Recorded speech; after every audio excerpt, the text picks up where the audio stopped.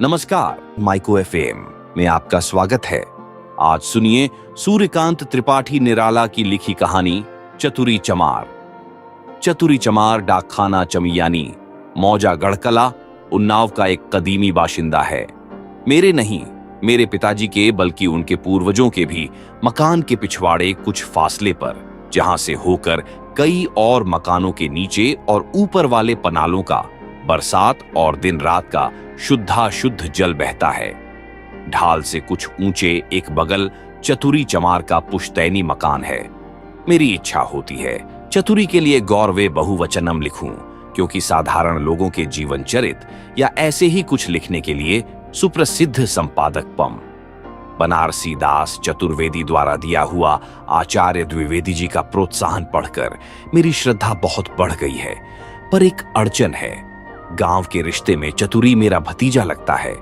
दूसरों के लिए वह श्रद्धेय अवश्य है, क्योंकि अपने उपान्ह साहित्य में आजकल के अधिकांश साहित्यिकों की तरह अपरिवर्तनवादी है। वैसे ही देहात में दूर दूर तक उसके मजबूत जूतों की तारीफ है। पासी हफ्ते में 3 दिन हिरन, चौगड़े और बनैले स्वर खदेड़ कर फांसते हैं। किसान अरहर की ठूठियों पर ढोर भगाते हुए दौड़ाते हैं, कंटीली झाड़ियों को दबाकर चले जाते हैं। छोकड़े बेल, बबूल, करील और बेर के कांटों से भरे रूंधवाए बागों से सरपट भागते हैं। लोग झिंगरे पर मड़नी करते हैं। द्वारिका नाई न्योता बांटता हुआ 2 साल में 2000 कोस से ज्यादा चलता है। चतुरी के जूते अपरिवर्तनवाद के चुस्त रूपक जैसे टस से मस नहीं होते। यह जरूर है कि चतुरी के जूते जिला बांदा के जूतों से वजन में हल्के बैठते हैं। संभव है चित्रकूट के इर्द गिर्द होने के कारण वहां के चर्मकार भाइयों पर राम जी की तपस्या का प्रभाव पड़ा हो, इसलिए उनका साहित्य ज्यादा ठास हुआ। चतुरी वगैरह लखनऊ के नजदीक होने के कारण नवाबों के साए में आए हों। उन दिनों मैं गांव में रहता था। घर बगल में होने के कारण बैठे हुए ही मालूम कर लिया कि चतुरी चतुर्वेदी आदिकों से संत साहित्य का अधिक मर्मज्ञ है। केवल चिट्ठी लिखने का ज्ञान न होने के कारण एक क्रिय होकर भी भिन्न फल है। वे पत्र और पुस्तकों के संपादक हैं, यह जूतों का। एक रोज मैंने चतुरी आदि के लिए चरस मंगवाकर अपने ही दरवाजे बैठक लगवाई। चतुरी उम्र में मेरे चाचा जी से कुछ छोटा होगा। कई घरों के लड़के बच्चे समेत चरस रसिक रघुपति पद नेहू, लोध आदि के सहयोग से मजीरेदार डफलियाम लेकर वह रात 8 बजे आकर डट गया। कबीरदास, सूरदास, तुलसीदास, पलटूदास आदि झात अज्ञात अनेकानेक संतों के भजन होने लगे। पहले मैं निर्गुण शब्द का केवल अर्थ लिया करता था। लोगों को निर्गुण पद है कहकर संगीत की प्रशंसा करते हुए सुनकर हंसता था। अब गंभीर हो जाया करता हूं, जैसे उम्र की बाढ़ के साथ अक्ल बढ़ती है। मैं मचिया पर बैठकर भजन सुनने लगा। चतुरी आचार्य कंठ से लोगों को भूले पदों की याद दिला दिया करता। मुझे मालूम हुआ चतुरी कबीर पदावली का विशेषज्ञ है। मुझसे उसने कहा, काका, ये निर्गुण पद बड़े बड़े विद्वान नहीं समझते। फिर शायद मुझे भी उन्हीं विद्वानों की कोठी में शुमार कर बोला, इस पद का मतलब? मैंने उत्तरे गले से बात काटकर उभरते हुए कहा, चतुरी, आज गा लो, कल सुबह आकर मतलब समझाना। मतलब से गाने की तलब चली जाएगी। चतुरी खखार कर गंभीर हो गया। फिर उसी तरह डिक्टेट करता रहा। बीच बीच में ओजस्विता लाने के लिए चरस की पुट चलती रही। गाने में मुझे बड़ा आनंद आया। ताल पर तालियां देकर मैंने भी सहयोग किया। वे लोग ऊंचे दर्जे के उन गीतों का मतलब समझते थे। उनकी नीचता पर यह एक आश्चर्य मेरे साथ रहा। बहुत से गाने अलंकारिक थे, वे उनका भी मतलब समझते थे। रात तक मैं बैठा रहा। मुझे मालूम न था कि भगत कराने के अर्थ रात भर गवाने के हैं। तब तक आधी चरस भी खत्म न हुई थी। नींद ने जोर मारा। मैंने चतुरी से चलने की आज्ञा मांगी। चरस की ओर देखते हुए उसने कहा, काका, फिर कैसे काम बनेगा? मैंने कहा, चतुरी, तुम्हारी काकी तो भगवान के यहां चली गई, जानते ही हो। भोजन अपने हाथ पकाना पड़ता है, कोई दूसरा मदद के लिए है नहीं। जरा आराम न करेंगे तो कल उठ न पाएंगे। चतुरी नाराज होकर बोला, तुम ब्याह करते ही नहीं तो 13 काकी आ जाई। हाँ, वैसी तो। मैंने कहा, चतुरी, भगवान की इच्छा। दुख की हृदय से सहानुभूति दिखलाते हुए चतुरी ने कहा, काकी बहुत पढ़ी लिखी थीं। मैंने हंसार को कई चिट्ठियां उनसे लिखवाई हैं। फिर चलती हुई चिलम में दम लगाकर धुआं पीकर सिर नीचे की ओर जोर से दबाकर नाक से धुआं निकालकर बैठे गले से बोला, काकी रोटी भी करती थीं, बर्तन भी मलती थीं और रामायण भी पढ़ती थीं। बड़ा अच्छा गाती थीं काका, तुम वैसा नहीं गाते। बूढ़ू बाबा, मेरे चाचा, दरवाजे बैठते थे। भीतर काकी रामायण पढ़ती थीं, गजलें और न जाने क्या क्या टिल्लाना गाती थीं। क्यों काका? मैंने कहा, हूं, तुम लोग चतुरी गाओ, मैं दरवाजा बंद करके सुनता हूं। जगने तक भगत होती रही। फिर कब बंद हुई मालूम नहीं। जब आंख खुली तब काफी दिन चढ़ आया था। मुंह धोकर दरवाजा खोला, चतुरी बैठा एक तक दरवाजे की ओर देख रहा था। कबीर पदावली का अर्थ उसे किसी ने नहीं सुना। मैंने सुबह सुनने के लिए कहा था, वह आया हुआ है। मैंने कहा, क्यों चतुरी, रात सोए नहीं? चतुरी सहज गंभीर मुद्रा से बोला, सोकर जगे तो बड़ी देर हुई, बुलाने की वजह से आया हुआ हूं। जिनमें शक्ति होती है अवैतनिक शिक्षक वही हो सकते हैं। मैंने कहा, मैं तैयार हूं, पहले तुम कबीर साहब की कोई उल्टबासी को सीधी करो। कौन सुनाऊं? चतुरी ने कहा, एक से एक बढ़कर हैं। मैं कबीर पंथी हूं ना काका, जहां गिरह लगती है साहब आप खोल देते हैं। मैंने कहा, तुम पहुंचे हुए हो, ये मुझे कल ही मालूम हो गया था। चतुरी आंख मूंद कर शायद साहब का ध्यान करने लगा, फिर सस्वर एक पद गुनगुनाकर गाने लगा, फिर एक एक कड़ी गाकर अर्थ समझाने लगा। उसके अर्थ में अनर्थ पैदा करना आनंद खोना था। जब वह भाष्य पूरा कर चुका, जिस तरह के भाष्य से हिंदी वालों पर कल्याण के निरामिष लेखों का प्रभाव पड़ सकता है, मैंने कहा, चतुरी तुम पढ़े लिखे होते तो 500 की जगह पाते। खुश होकर चतुरी बोला, काका कहो तो अर्जुन वाह, चतुरी का एक 17 साल का लड़का को पढ़ाने के लिए भेज दिया करूं तुम्हारे पास, पढ़ जाएगा, तुम्हारी विद्या ले लेगा, मैं भी अपनी दे दूंगा। तो कहो भगवान की इच्छा हो जाए तो कुछ हो जाए। मैंने कहा, भेज दिया करो, दिया घर से लेकर आया करे, हमारे पास एक ही लालटेन है, बहुत नजदीक घिंचेगा तो गांव वाले चौंकेंगे, आगे देखा जाएगा, लेकिन गुरु दक्षिणा हम रोज लेंगे। घबराओ मत, सिर्फ बाजार से हमारे लिए गोश्त ले आना होगा और महीने में 2 दिन चक्की से आटा पिसवा लाना होगा, इसकी मेहनत हम देंगे, बाजार तुम जाते ही हो। चतुरी को इस सहयोग से बड़ी खुशी हुई। एक प्रसंग पर आने के विचार से मैंने कहा, चतुरी तुम्हारे जूते की बड़ी तारीफ है। खुश होकर चतुरी बोला, हाँ काका 2 साल चलता है। उसमें एक दर्द भी दबा था। दुखी होकर कहा, काका जिम्मेदार के सिपाही को एक जोड़ा हर साल देना पड़ता है, एक जोड़ा भगवता देता है, एक जोड़ा पंचमा। जब मेरा ही जोड़ा मजे में 2 साल चलता है, तब ज्यादा लेकर कोई चमड़े की बर्बादी क्यों करे? कहकर डबडबाई आंखों से देखता हुआ जूड़े हाथों सेवैसी बटने लगा। मुझे सहानुभूति के साथ हंसी आ गई, मगर हंसी को होठों से बाहर न आने दिया। संभल कर स्नेह से कहा, चतुरी इसका वाजिबुल अर्ज में पता लगाना होगा। अगर तुम्हारा जूता देना अर्ज होगा तो इसी तरह पुश्त दर पुश्त तुम्हें जूते देते रहने पड़ेंगे। चतुरी सोचकर मुस्कुराया, बोला, अब्दुल अर्ज में दर्ज होगा। क्यों काका? मैंने कहा, देख लो, सिर्फ 1 रुपया हक लगेगा। वक्त बहुत हो गया था, मुझे काम था। चतुरी को मैंने विदा किया। वह गंभीर होकर सिर हिलाता हुआ चला गया। मैं उसके मनोविकार पढ़ने लगा। वह एक ऐसे जाल में फंसा है जिसे वह काटना चाहता है। भीतर से उसका पूरा जोर उभर रहा है, जिसमें बार बार उलझ कर रह जाता है। अर्जुन का आना जारी हो गया। उन दिनों बाहर मुझे कोई काम न था, देहात में रहना पड़ा। गोश्त आने लगा। समय समय पर लोध, पासी, धोबी और चमारों का ब्रह्मभोज भी चलता रहा। घृतपक्व मसालेदार मांस की खुशबू से जिसकी भी लार टपकी। आप ही निमंत्रित होने को पूछा। इस तरह मेरा मकान साधारण जनों का अड्डा बल्कि हाउस ऑफ कॉमन्स हो गया। अर्जुन की पढ़ाई उत्तरोत्तर बढ़ चली। पहले पहले जब दादा, मामा, काका, दीदी, नानी उसने सीखा तो हर्ष में उसके माँ बाप सम्राट पद पाए हुए को छाप कर छलके। सब लोग आपस में कहने लगे, अब अर्जुन व दादा दादी पड़ गया। अर्जुन अपने बाप चतुरी को दादा और माँ को दीदी कहता था। दूसरे दिन उसके बड़े भाई ने मुझसे शिकायत की। कहा, बाबा अर्जुन व और तो सब लिख पढ़ लेता है, पर भैया नहीं लिखता। मैंने समझाया कि किताब में दादी दादा से भैया की इज्जत बहुत ज्यादा है। भैया तक पहुंचने में उसे 2 महीने की देर होगी। धीरे धीरे आम पकने के दिन आए। अर्जुन अब दूसरी किताब समाप्त कर अपने खानदान में विशेष प्रतिष्ठित हो चला। कुछ नाजुक मिजाज भी हो गया। मोटा काम न होता था। आम खिलाने के विचार से मैं अपने चिरंजीव को लिवा लाने के लिए ससुराल चला गया। तब उसकी उम्र 9-10 साल की होगी। स्वयं या चहरुम में पड़ता था। मेरे यहां उसके मनोरंजन की चीज न थी। कोई स्त्री भी न थी जिसके प्यार से वह बहला रहता।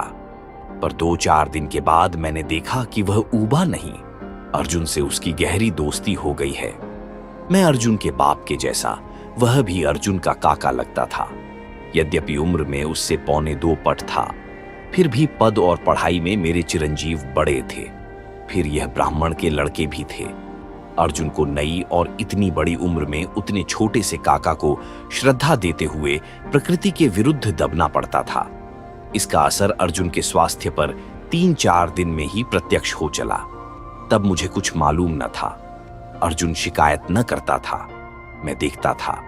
जब मैं डाकखाना या बाहर गांव से लौटता हूं, मेरे चिरंजीव अर्जुन के यहां होते हैं या घर ही पर उसे घेर कर पढ़ाते रहते हैं।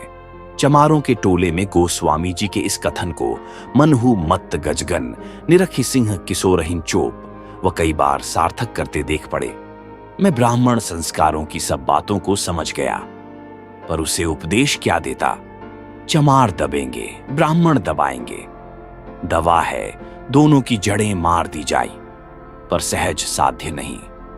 सोचकर चुप हो गया। मैं अर्जुन को पढ़ाता था तो स्नेह देकर उसे अपनी ही तरह का एक आदमी समझकर उसके उच्चारण की त्रुटियों को पार करता हुआ। उसकी कमजोरियों की दरारें भविष्य में भर जाएंगी, ऐसा विचार रखता था। इसलिए उसमें कहां कहां प्रमाद है यह मुझे याद भी न था। पर मेरे चिरंजीव ने 4 ही दिन में अर्जुन की सारी कमजोरियों का पता लगा लिया और समय असमय उसे घर बुलाकर मेरी गैर हाजिरी में उन्हीं कमजोरियों के रास्ते उसकी जीभ को दौड़ाते हुए अपना मनोरंजन करने लगे। मुझे बाद में मालूम हुआ, सोमवार मियांगंज के बाजार का दिन था। गोश्त के पैसे मैंने चतुरी को दे दिए थे। डाकखाना तब मगरायर था, वहां से बाजार नजदीक है। मैं डाकखाने से निबंध भेजने के लिए टिकट लेकर टहलता हुआ बाजार गया। चतुरी जूते की दुकान लिए बैठा था। मैंने कहा, कालिका, धोबी, भैया आए हुए हैं। चतुरी, हमारा गोश्त उनके हाथ भेज देना। तुम बाजार उठने पर जाओगे, देर होगी। चतुरी ने कहा, काका, एक बात है, अर्जुन वाह तुमसे कहता डरता है। मैं घर आकर कहूंगा, बुरा ना मानना, लड़कों की बात का। अच्छा, कहकर मैंने बहुत कुछ सोच लिया। बकर कसाई के सलाम का उत्तर देकर बादाम और ठंडई लेने के लिए बनियों की तरफ गया। बाजार में मुझे पहचानने वाले न पहचानने वालों को मेरी विशेषता से परिचित करा रहे थे। चारों ओर से आंखें उठी हुई थीं। ताज्जुब यह था कि अगर ऐसा आदमी है तो मांस खाना जैसा घृणित पाप क्यों करता है। मुझे क्षण मात्र में यह सब समझ लेने का काफी अभ्यास हो गया था। गुरुमुख ब्राह्मण आदि मेरे घड़े का पानी छोड़ चुके थे। गांव तथा पड़ोस के लड़के अपने अपने भक्तिमान पिता पितामहों को समझा चुके थे कि बाबा, मैं कहते हैं, मैं पानी पांडे थोड़े रही हूं जो ऐरे गैरे नत्थु खैरे सबको पानी पिलाता फिरूं। इससे लोग नाराज हो गए थे। साहित्य की तरह समाज में भी दूर दूर तक मेरी तारीफ फैल चुकी थी। विशेष रूप से जब एक दिन वलायत की रोटी पार्टी की तारीफ करने वाले एक देहाती स्वामी जी को मैंने कबाब खाकर काबुल में प्रचार करने वाले रामचंद्र जी के वक्त के एक आर्ष की कथा सुनाई और मुझसे सुनकर वहीं गांव के ब्राह्मणों के सामने बीड़ी पीने के लिए प्रचार करके भी मुझे नीचा नहीं दिखा सके, उन दिनों भाग्यवश मिले हुए अपने आवारागर्द नौकर से बीड़ी लेकर सबके सामने दिया सलाई लगाकर मैंने समझा दिया कि तुम्हारा इस झूठे धुएं से बढ़कर मेरे पास दूसरा महत्व नहीं। मैं इन आश्चर्य की आंखों के भीतर बादाम और ठंडई लेकर जरा रीढ़ सीधी करने को हुआ कि एक बूढ़े पंडित जी एक देहाती भाई के साथ मेरी ओर बढ़ते नजर आए। मैंने सोचा शायद कुछ उपदेश होगा। पंडित जी सारी शिकायत पीकर मधुमुख हो अपने प्रदर्शक से बोले, आप ही हैं? उसने कहा, हाँ यही हैं। पंडित जी देखकर गदगद हो गए। बोढ़ी उठाकर बोले, ओ हो, आप धन्य हैं। मैंने मन में कहा, नहीं, मैं धन्य हूं, मजाक करता है खूसट। पर गौर से उनका पगड़ और खौर देखकर कहा, प्रणाम करता हूं पंडित जी। पंडित जी मारे प्रेम के संझा खो बैठे। मेरा प्रणाम मामूली प्रणाम नहीं, बड़े भाग्य से मिलता है। मैं खड़ा पंडित जी को देखता रहा। पंडित जी ने अपने देहाती साथी से पूछा, आप बे में सब पास हैं? उनका साथी अत्यंत गंभीर होकर बोला, हाँ, जिला में दूसरा नहीं है। होंठ काट कर मैंने कहा, पंडित जी, रास्ते में 2 नाले और एक नदी पड़ती है। भेड़िए लागन है, डंडा नहीं लाया। आज्ञा हो तो चलूं, शाम हो रही है। पंडित जी स्नेह से देखने लगे। जो शिकायत उन्होंने सुनी थी, आंखों में उस पर संदेह था। दृष्टि कह रही थी, यह वैसा नहीं, जरूर गोश्त न खाता होगा, बीड़ी न पी होगी, लोग पाजी हैं। प्रणाम करके आशीर्वाद लेकर मैंने घर का रास्ता पकड़ा। दरवाजे पर आकर रुक गया। भीतर बातचीत चल रही थी। प्रकाश कुछ कुछ था। सूर्य डूब रहा था। मेरे पुत्र की आवाज आई, बोल रे बोल। इस वीर रस का अर्थ मैं समझ गया। अर्जुन बोलता हुआ हार चुका था, पर चिरंजीव को रस मिलने के कारण बुलाते हुए हार न हुई थी। चूंकि बार बार बोलना पड़ता था, इसलिए अर्जुन बोलने से ऊब कर चुप था। डांट कर पूछा गया तो सिर्फ कहा, क्या? वही गुण बोल। अर्जुन ने कहा, गुड़। बच्चे के अट्टहास से घर गूंज उठा। भरपेट हंसकर स्थिर होकर फिर उसने आज्ञा की, बोल गणेश। रोनी आवाज में अर्जुन ने कहा, गणेश। खिलखिलाकर हंसकर चिरंजीव ने डांट कर कहा, गड़ास गड़ास करता है, साफ नहीं कहना आता। क्यों रे, रोज दातौन करता है? अर्जुन अप्रतिभ होकर दबी आवाज में एक छोटी सी हूं करके सिर झुकाकर रह गया। मैं दरवाजा धीरे से ढकेलकर भीतर खंभे की आड़ से देख रहा था। मेरे चिरंजीव उसे उसी तरह देख रहे थे जैसे गोरे कालों को देखते हैं। जरा देर चुप रहकर फिर आज्ञा की, बोल वर्ण। अर्जुन की जान आ पड़ी। मुझे हंसी भी आई, गुस्सा भी लगा। निश्चय हुआ अब अर्जुन से विद्या का धनुष नहीं उठने का। अर्जुन वर्ण के उच्चारण में विवर्ण हो रहा था। तरह तरह से मुंह बनाने का आनंद लेकर चिरंजीव ने फिर डांटा, बोलता है या लगाऊं झापड़? नहा लूंगा, गर्मी तो है। मैंने सोचा अब प्रकट होना चाहिए। मुझे देखकर अर्जुन खड़ा हो गया और आंखें मल मल कर रोने लगा। मैंने पुत्र रत्न से कहा, कान पकड़कर उठो, बैठो 10 दफे। उसने नजर बदलकर कहा, मेरा कसूर कुछ नहीं और मैं यूं ही कान पकड़कर उठूं बैठूं। मैंने कहा, तुम इससे गुस्ताखी कर रहे थे।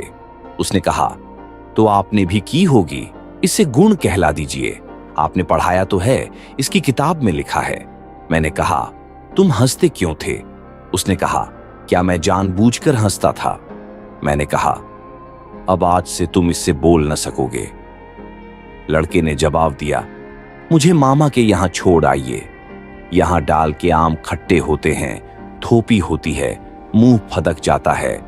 वहां पाल के आम आते हैं। चिरंजीव को नाई के साथ भेजकर मैंने अर्जुन और चतुरी को सांत्वना दी। कुछ महीने और मुझे गांव में रहना पड़ा। अर्जुन कुछ पड़ गया। शहरों की हवा मैंने बहुत दिनों से न खाई थी। कलकत्ता, बनारस, प्रयाग आदि का सफर करते हुए लखनऊ में डेरा डाला, स्वीकृत किताबें छपवाने के विचार से। कुछ काम लखनऊ में और मिल गया। अमीनाबाद होटल में एक कमरा लेकर निश्चिंत चित्त से साहित्य साधना करने लगा। इन्हीं दिनों देश में आंदोलन जोरों का चला, यही जो चतुरी आदिकों के कारण फिस्स हो गया है। होटल में रहकर देहात से आने वाले शहरी युवक मित्रों से सुना करता था, गढ़ाकोला में भी आंदोलन जोरों पर है। 600-700 तक का जो किसान लोग इस्तीफा देकर छोड़ चुके हैं, वह जमीन अभी तक नहीं उठी। किसान रोज इकट्ठा होकर झंडा गीत गाया करते हैं। साल भर बाद जब आंदोलन में प्रतिक्रिया हुई, जमींदारों ने दावा करना और रियाया को बिना किसी रियायत के दबाना शुरू किया, तब गांव के नेता मेरे पास मदद के लिए आए। बोले, गांव में चलकर लिखो, तुम रहोगे तो मार न पड़ेगी, लोगों को हिम्मत रहेगी। अब सख्ती हो रही है।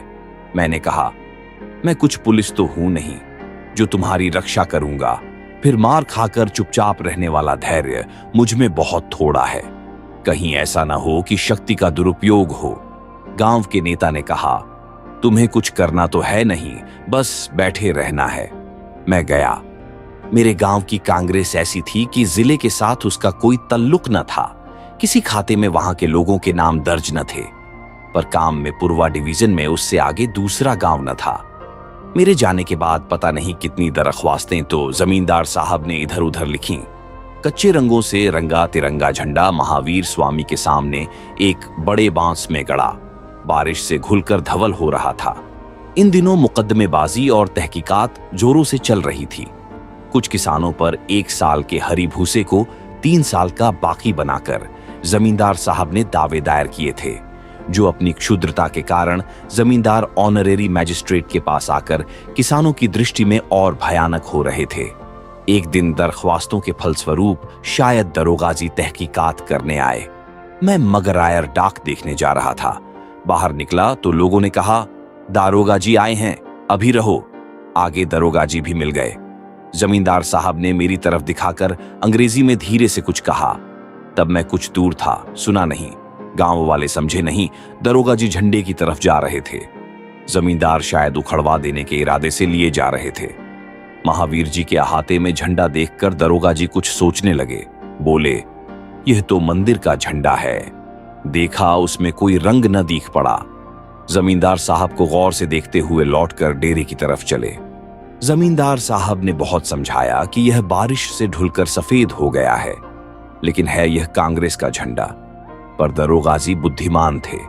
महावीर जी के अहाते में सफेद झंडे को उखड़वाकर वीरता प्रदर्शित करने की आज्ञा न दी।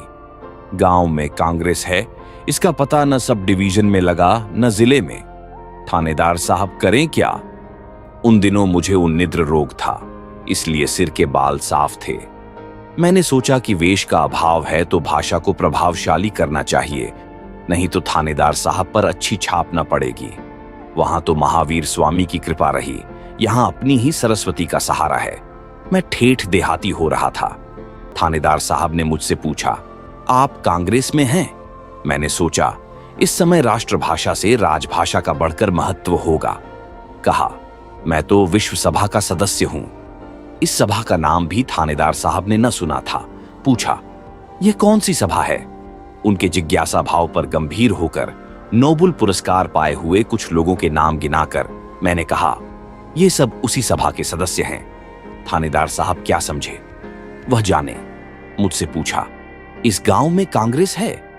मैंने सोचा, युधिष्ठिर की तरह सत्य की रक्षा करूं तो असत्य भाषण का पाप न लगेगा। कहा, कहां, इस गांव के लोग तो कांग्रेस का मतलब भी नहीं जानते। इतना कह के मैंने सोचा, अब ज्यादा बातचीत ठीक न होगी। उठकर खड़ा हो गया और थानेदार साहब ने कहा, अच्छा मैं चलता हूं, जरा डाकखाने में काम है। चिट्ठीर सा हफ्ते में 2 ही दिन गश्त पर आता है। मेरी जरूरी चिट्ठियां होती हैं और रजिस्ट्री, अखबार, मासिक पत्र पत्रिकाएं आती हैं। फिर उस गांव में हम लोगों की लाइब्रेरी भी है, जाना पड़ता है। थानेदार साहब ने पूछा, कांग्रेस की चिट्ठियां आती हैं? मैंने कहा, नहीं, मेरी अपनी। मैं चला आया। थानेदार साहब जमींदार साहब से शायद नाराज होकर गए। इससे तो बचाव हुआ, पर मुकदमा चलता रहा। जमींदार ऑनरेरी मैजिस्ट्रेट ने, जिनके एक रिश्तेदार जमींदार की तरफ से वकील थे, किसानों पर जमींदार को डिग्री दे दी। बाद में चतुरी वगैरह की बारी आई। दबे दायर हो गए। अब तक जो सम्मिलित धन मुकदमों में लग रहा था, सब खर्च हो गया। पहले की डिग्री में कुछ लोगों के बैल वगैरह नीलाम कर लिए गए। लोग घबरा गए। चतुरी को मदद की आशा न रही। गांव वालों ने चतुरी आदि के लिए दोबारा चंदा न लगाया। चतुरी सूख कर मेरे सामने आकर खड़ा हुआ। मैंने कहा, चतुरी, मैं शक्ति भर तुम्हारी मदद करूंगा। तुम कहां तक मदद करोगे काका? चतुरी जैसे कुएं में डूबता हुआ उभरा। तो तुम्हारा क्या इरादा है? उसे देखते हुए मैंने पूछा। मुकदमा लड़ूंगा, पर गांव वाले डर गए हैं, गवाही न देंगे। दिल से बैठा हुआ चतुरी बोला। उस परिस्थिति पर मुझे भी निराशा हुई। उसी स्वर से मैंने पूछा, फिर चतुरी? चतुरी बोला, फिर छिदनी पिरकिया आदि मालिक ही ले लें। मैंने गांव में कुछ पक्के गवाह ठीक कर दिए। सत्तू बांधकर, रेल छोड़कर पैदल 10 कोस उन्नाव चलकर, दूसरी पेशी के बाद पैदल ही लौटकर हंसता हुआ चतुरी बोला, काका, जूता और पुर वाली बात अब्दुल अर्ज में दर्ज नहीं है। धन्यवाद। ऐसे ही कहानियों को सुनने के लिए सब्सक्राइब करें माइको एफएम को।